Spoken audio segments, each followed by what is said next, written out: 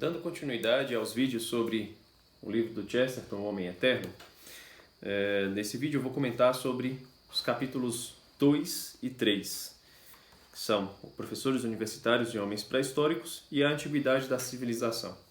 Eu quis reunir esses dois capítulos num único vídeo porque se eu falasse num único vídeo sobre o capítulo 2, eu ia repetir o que eu disse no capítulo 1, porque aqui o Chesterton ele vai retomar o seu argumento do capítulo 1 para desenvolver a ideia que ele vai culminar no capítulo 3, certo?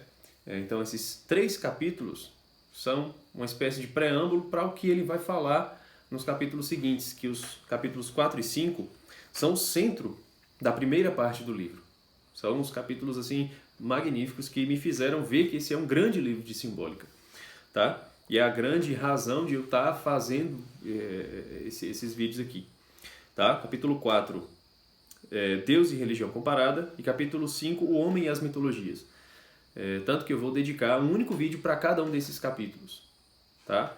Para que a gente possa desenvolver bem as ideias aqui.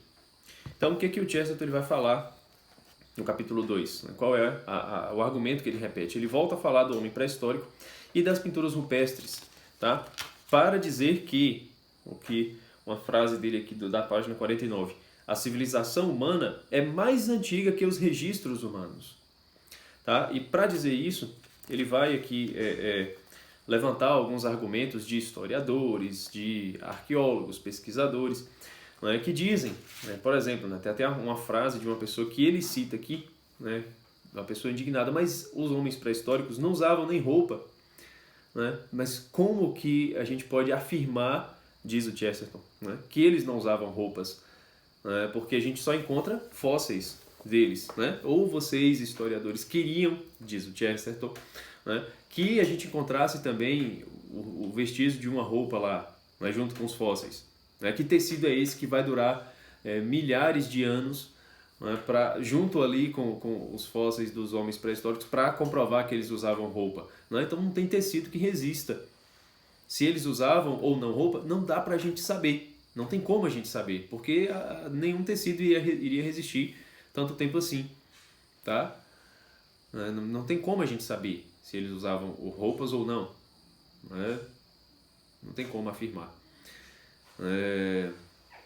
Outra coisa que o Chesterton rebate aqui é sobre uma espécie de homem pré-histórico que eu não gravei aqui o nome, nem anotei.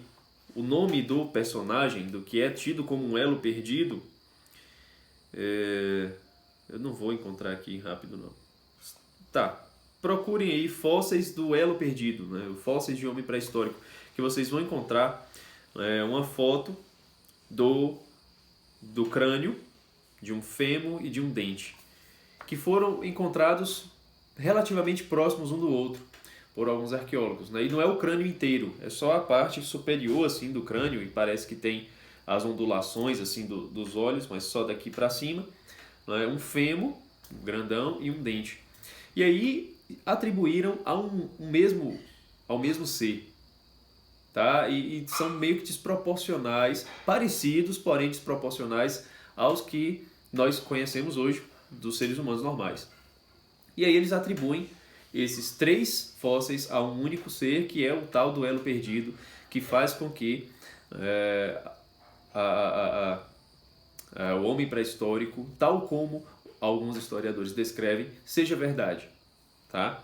E aí o Chesterton começa a questionar, tá, mas como eu posso saber se são de fato do mesmo ser humano, do mesmo ser vivente, esses 3 fósseis, só porque foram encontrados próximos um do outro?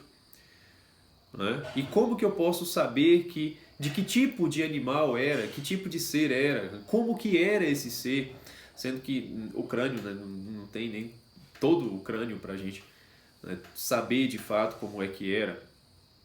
Tá? E pesquisas recentes, não sei se são mais recentes do que o próprio Chesterton, mas eu dei uma breve pesquisada e vi que alguns historiadores mais recentes já questionam se são de fato do mesmo ser. Então hoje eles já estão questionando se esses 3 ossos, esses 3 fósseis pertenceram de fato ao mesmo ser. Já tem historiadores discordando dessa teoria aí. Tá? E um terceiro elemento que eu acho importante frisar aqui, que é a questão das pinturas rupestres, ligado não só à civilização, né, porque a questão das roupas faz parte da civilização, mas a questão da religião, porque alguns historiadores também vão dizer que o homem pré-histórico não tinha religião, não havia religiosidade. Mas como que a gente pode afirmar esse tipo de coisa deles? A gente não tem como saber, porque as únicas coisas, as únicas informações que nós temos são as pinturas rupestres e os fósseis que são encontrados. Tá? Não dá pra gente dizer se eles tinham religião ou não só com essas informações, né? E também a questão das artes, porque o fato deles fazerem as pinturas rupestres, isso já sinaliza pra gente que o ser humano tem um instinto. E que tipo de instinto o ser humano tem? Um instinto ligado às artes, tá? Então, claro que não é instinto propriamente como os animais têm instinto, né? Mas a gente pode dizer que esse tipo de coisa, né, a inclinação para a arte, é algo que está gravado no ser humano, faz parte do próprio ser humano. O ser humano é ser humano por ele fazer arte, e os animais são incapazes de fazer arte. Nenhum animal faz arte, tá? E aí o Chesterton ele vai dizer aqui na página 51. Deixa eu ver. Aqui. Um macaco não desenha com desajeito e um homem com apuro. Um macaco não dá início à arte da representação e o homem a leva à perfeição. O macaco não faz isso de jeito nenhum. Ele não começa a fazê-lo de jeito nenhum. Ele não começa a fazê-lo de jeito nenhum. Cruza-se uma linha de algum tipo antes que a primeira e vacilante linha comece a ser desenhada. Então, ele está dizendo que não existe animal que dê início às artes. Nenhum animal faz arte de coisa nenhuma. Não é? Nenhum rabisco que um macaco possa fazer por acidente sinaliza o início de uma arte que é aperfeiçoada pelo ser humano. Não há ligação entre essas duas coisas. Não é? Já o ser humano mostra desde o seu início que ele tem uma inclinação para a arte. As pinturas rupestres mostram que o ser humano tem uma inclinação para a arte. Claro, com o passar dos anos, aquilo foi se aperfeiçoando, não no sentido do homem se evoluir, mas no sentido de a sua desenvoltura, no sentido de ele conseguir desenhar coisas mais mirabolantes, né? As artes foram sendo melhoradas, certo? Os instrumentos utilizados para a confecção das artes foram sendo melhorados, né? E isso mostra que o ser humano tem uma inteligência. O ser humano tem uma inteligência capaz de desenvolver aquilo que ele precisa executar porque é o seu instinto, a arte. Nenhum animal é capaz de compor uma música, de confeccionar um instrumento, de desenvolver a métrica, não é capaz de desenvolver técnicas de escultura, de fazer pinturas. Tudo isso, todo tipo de arte faz parte de um único animal, o animal racional, o ser humano.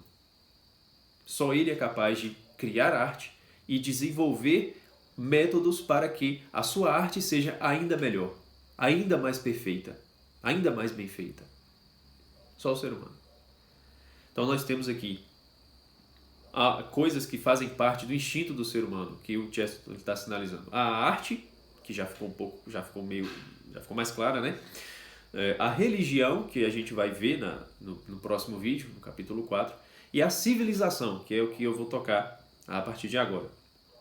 Tá? A questão da religião, ele ainda sinaliza para a gente se preparar para o capítulo seguinte, dizendo assim, ainda na página 51. Mas outro escritor notável, ao comentar os desenhos das cavernas atribuídas aos homens neolíticos do período dos Alces, disse que nenhum de seus desenhos parecia ter qualquer propósito religioso.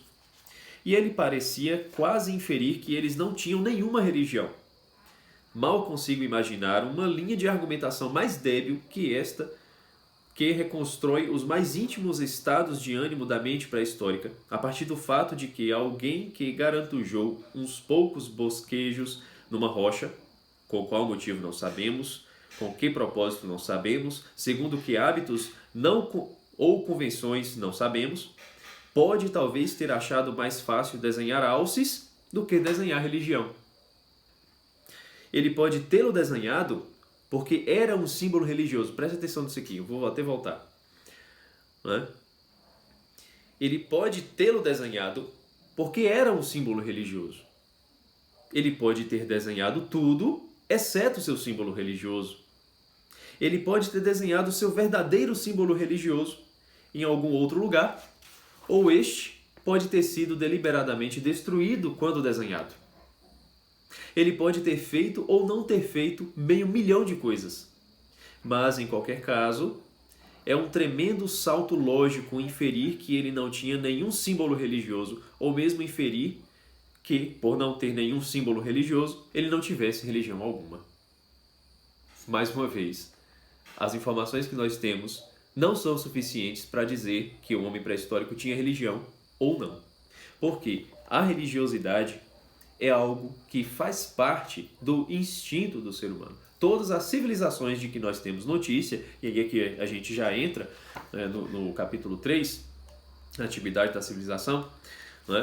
Todas essas civilizações tinham uma espécie de religião.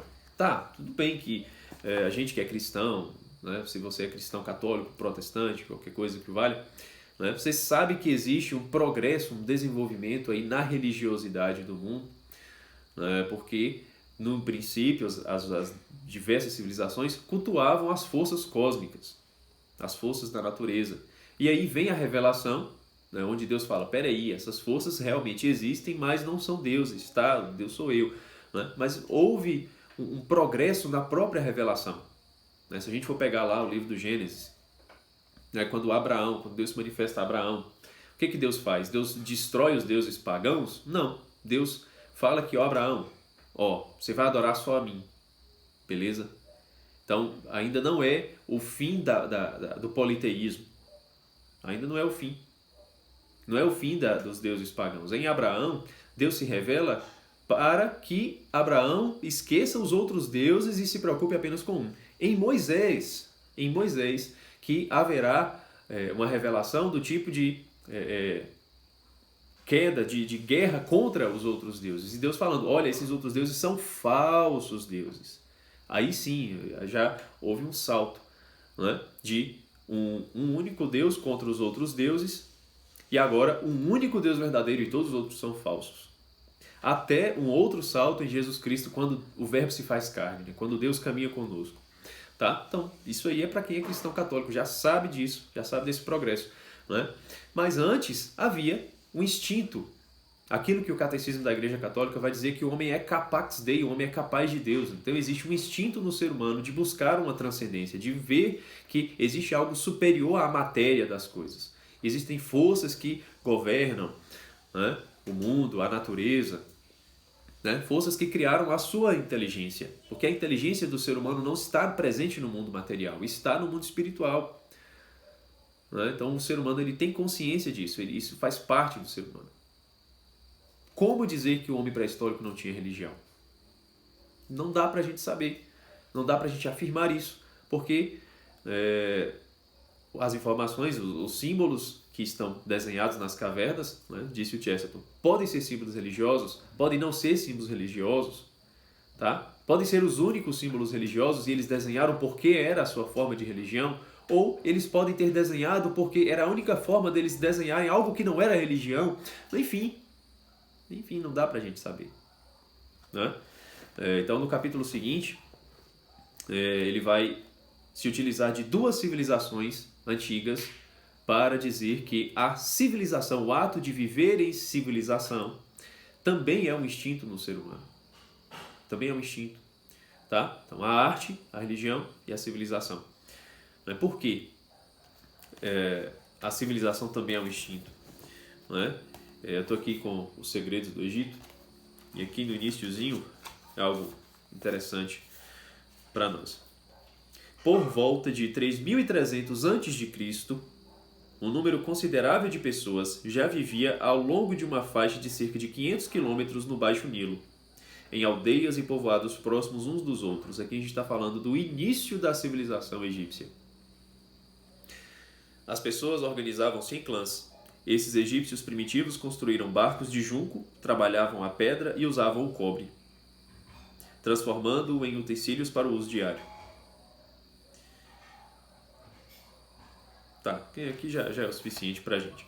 né? 3.300 a.C. já temos aqui relatos, né? Já temos informações, né? Através da arqueologia que mostram que os homens já tinham uma certa civilização. 3.300 a.C. E o período pré-histórico acabou, segundo os historiadores, por volta do ano 4.000 a.C. Então, peraí, de 4.000 a.C. para 3.300 a.C., apenas 700 anos.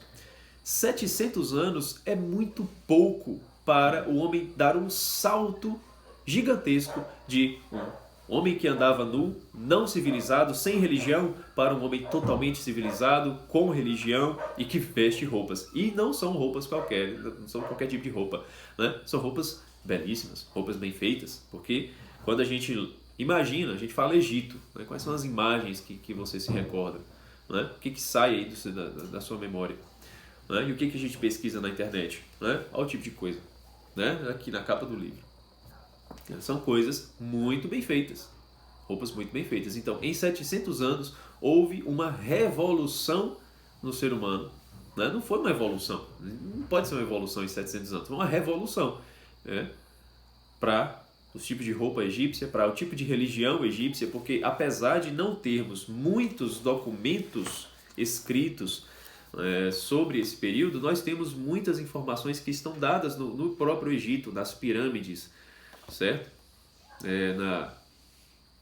Nas edificações, nas paredes, naqueles hieroglifos, certo? As pinturas egípcias mostram a sua religiosidade, tá? Então, existe um sistema, um panteão egípcio muito bem estruturado,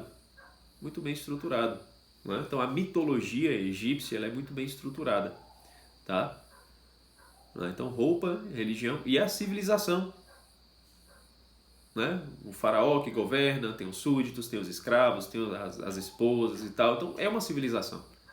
É uma civilização. Em 700 anos apenas, né, o homem seria incapaz de realizar um salto como esse. Né? Não é um salto, é um voo. Não tem como, né? Em 700 anos. Se fossem 3.000 anos de diferença, né, no período pré-histórico para o egípcio, né, a gente poderia acreditar com mais facilidade. Agora, poxa, 700 anos, não dá, não tem como, né?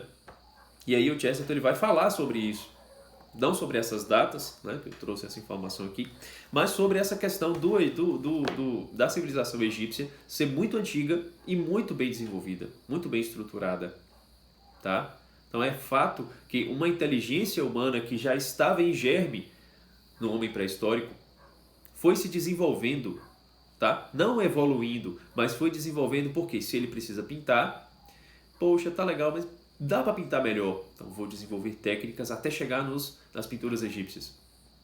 Né? Talvez ele usasse roupas, mas as roupas ainda poderiam ser melhores. Né? Então, poxa, aqui tá muito frio, tem que ser uma roupa mais quente. Não, aqui tá calor demais, eu não vou ficar pelado na rua, mas eu preciso de uma roupa, né, que vá condizer com o calor. Então vou desenvolver roupas para o calor. Né? Ah, mas ali ficou mais bonitinho ali. Vai desenvolvendo as vestes, tá? Então, a religiosidade. Né? Ah, mas que Deus é esse? Não? Qual Deus é o seu? O que ele faz? Tá? Qual é o seu nome? Vai se desenvolvendo a religião. É muito fácil da gente imaginar como essas coisas podem ter acontecido de forma gradual. E não de forma miraculosa. Né? Porque do homem pré-histórico, tal como nós o conhecemos, né, para as civilizações antigas, que nos são apresentadas, aquilo que a gente vai conhecendo, né, através de pesquisas, através de estudos, da escola, enfim, né, parece que acontece um milagre. Parece que é um milagre. Né, porque ou um milagre ou uma regressão, eles podem achar, né, o fato do homem ter religião. Eles podem considerar como uma regressão. Né? Regressão seria, se a gente for imaginar aqui um pouco, né, uma outra vertente que diz que nós temos um ancestral em comum com os macacos. Né? Como que um ancestral em comum, como que o pai ali, o Adão do homem e do macaco, se desenvolve por um lado, criando o ser humano, e regride do outro ou estaciona do outro com os primatas. Não é? Porque a gente olha ao redor dos diversos tipos de primatas que existem, os chimpanzés, orangotangos, gorilas, micos, enfim, né? Todos eles são do mesmo jeito há séculos. Há séculos. E o ser humano, claro, o ser humano é do mesmo jeito há séculos, entre aspas, porque ele se desenvolve, ele aperfeiçoa as suas artes, ele aperfeiçoa a sua religião, ele aperfeiçoa a sua civilização, ele aperfeiçoa o seu instinto, o modo de executar, de pôr em prática aquilo que é o seu instinto, aquilo que está gravado no ser humano. E os macacos não, né? Então, é necessário um pouco de fé para a gente crer nesse tipo de coisa que nos é apresentado, né? Por outro lado, o que o Chesterton está nos ensinando aqui é muito fácil da gente imaginar, da gente compreender. A outra civilização que o Chesterton traz aqui é a civilização babilônica, que está ali um pouco próxima da civilização egípcia, próxima tanto na data quanto no território, né? A Mesopotâmia, tudo relativamente perto, né? E uma informação que o Chesterton não traz, mas que eu vou trazer aqui, referente à Babilônia, é a Epopeia de Gilgamesh. Tá? A Epopeia de Gilgamesh é o livro mais antigo do mundo. O livro mais antigo. E para quem já teve contato com a obra, né? Eu ainda não tive contato com a obra, eu só conheço daquilo que eu já ouvi na escola e daquilo que eu pesquisei. Tá? Eu vou comprar esse livro. Mas se você quiser comprar, tá aí na minha lista de desejos, tá bom? Então, a Epopeia de Gilgamesh o que é? É uma espécie de história de um herói da mitologia babilônica, certo? Contada em verso. Como que o homem pré-histórico Uga Uga, né, chega no ponto de escrever a Epopeia de Gilgamesh? No ano próximo ali, 2000 a.C. Né? Só 2000 anos depois do fim da pré-história e 1300 anos depois do início da civilização egípcia. Né? É pouco tempo para que o homem se desenvolva ao ponto de escrever uma epopeia, de escrever versos. Tá? Pouco mais adiante no tempo, vem aí também Homero, Hesíodo, né? A civilização grega, Ilíada, Odisseia, Teogonia, Trabalhos e Dias, os filósofos gregos, né? Um pouco tempo adiante. Então, como que o ser humano, nu, sem religião, sem civilização, próximo daquilo que é o comportamento animal, próximo daquilo que é a natureza, a essência, instintos dos animais, chega ao ponto de escrever uma epopeia. Porque, veja, não é só chegar no ponto onde foi escrito a Epopeia de Gilgamesh, lá na Babilônia. Mas para chegar a esse ponto foi necessário uma série de outros fatores, porque a escrita de literatura é arte. Né? É arte. Então como é que chega-se a esse ponto de produzir uma arte? O ser humano ele vai sentindo a necessidade de contar histórias. Ele vai criando histórias. Ele precisa registrar essas histórias. E aí quais são os meios que estão disponíveis para registrar a história? Pinturas, mas é pouco. Né? A pintura, ela descreve algumas coisas, mas ela não conta a história tal como eu conto para o meu filho. Então eu preciso desenvolver a escrita. Eu preciso transformar os símbolos, que são desenhos, em símbolos gráficos, em letras. Né? Os egípcios tinham o seu alfabeto, né? Sua escrita, mas era uma escrita com símbolos, não era uma escrita ali parecida com o alfabeto arábico, tal como conhecemos. Né? Os escritos babilônicos, se não me engano, já são um pouco mais parecidos, né? Já são mais próximos ali, já são mais desenvolvidos. Né? Então é preciso desenvolver tudo isso. É preciso desenvolver uma técnica de escrita, é preciso desenvolver um método de comunicação, um meio de comunicação através da escrita. É preciso desenvolver métodos de registro dessa escrita, meio de registro de como desenhar, de como pintar, de como escrever, onde escrever, que tipo de papiro, que tipo de local eu vou escrever, com que eu vou escrever, com que tipo de tinta, onde eu vou colocar essa tinta. Tudo isso o ser humano vai desenvolvendo ao longo do tempo, mostrando que tem uma inteligência e que essa inteligência vai atuar, vai agir na natureza para que o instinto do ser humano de produzir arte seja colocado em prática de uma forma cada vez mais perfeita, cada vez mais bem feita. Hoje nós estamos aí no mundo da inteligência artificial. Né? O que é a criação da inteligência artificial, se não o anseio de produzir uma arte que não tenha falha alguma, que não exija muito esforço físico para fazer. É uma necessidade de produzir arte. É um desejo ali, é um instinto que está ali. E aí vai se utilizando dos meios que estão disponíveis. Hoje é a tecnologia. Mas para chegar à tecnologia foi preciso um longo caminho de desenvolvimento de algo para realizar o instinto de produzir arte. E assim o ser humano ele vai se desenvolvendo. Tá? Então aqui eu só quis trazer esses elementos, né, para que a gente consiga pensar, para que a gente consiga imaginar o que o Chesterton está falando, para chegar naquilo que ele vai trazer nos capítulos 4 e 5, que são o centro da primeira parte. Tá certo? Então fica aí a curiosidade para o próximo vídeo, o vídeo da semana que vem, eu tratar sobre Deus e religião comparada. Até lá!